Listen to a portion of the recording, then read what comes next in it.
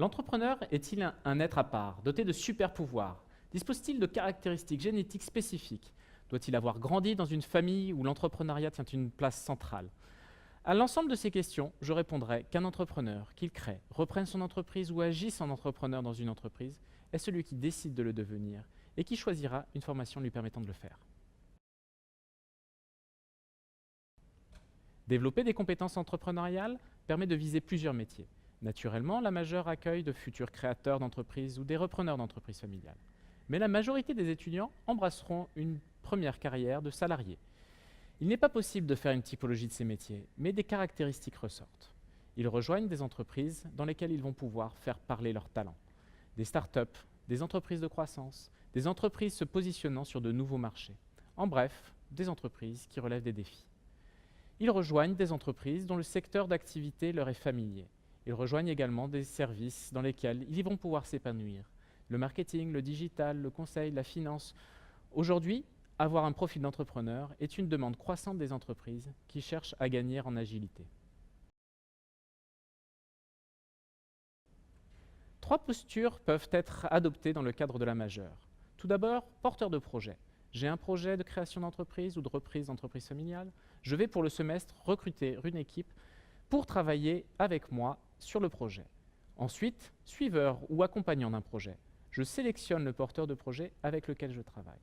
Enfin, dernière option, j'ai des amis dans la majeure avec lesquels j'ai envie de vivre l'aventure proposée sur le semestre. L'équipe part alors de zéro. La méthode pour constituer des équipes: une vidéo de teasing à réaliser pendant les vacances, une présentation à ses camarades avec des questions-réponses, des entretiens individuels. L'équipe entrepreneuriale est la clé du succès. Le projet, lui, sert de fil rouge pendant le semestre et il va permettre de connecter l'ensemble des modules qui seront proposés en format séminaire. Tous les 10 à 15 jours, une thématique est abordée. On commence par des éléments de conception pour finir par les éléments techniques. On passe ainsi de la définition de l'opportunité et du modèle à l'approche digitale et à la commercialisation. On enchaîne sur la structuration organisationnelle et la stratégie de développement pour finir par le droit et la finance. Chaque brique se connecte au projet et l'enseignement qui est proposé est mélangé entre enseignement et coaching collectif. Un coaching par équipe est également proposé pour l'ensemble du semestre pour suivre la progression du projet.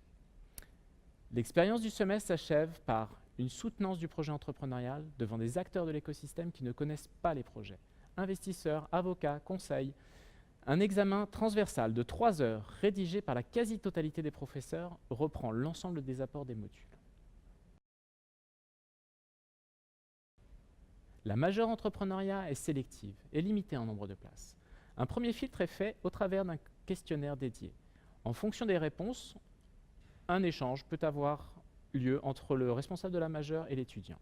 Comme évoqué en introduction, les étudiants faits pour suivre la majeure entrepreneuriat sont ceux qui ont compris ce que représente le développement de compétences entrepreneuriales et la posture associée. Ce sont des étudiants engagés et qui sont prêts à relever les défis du futur.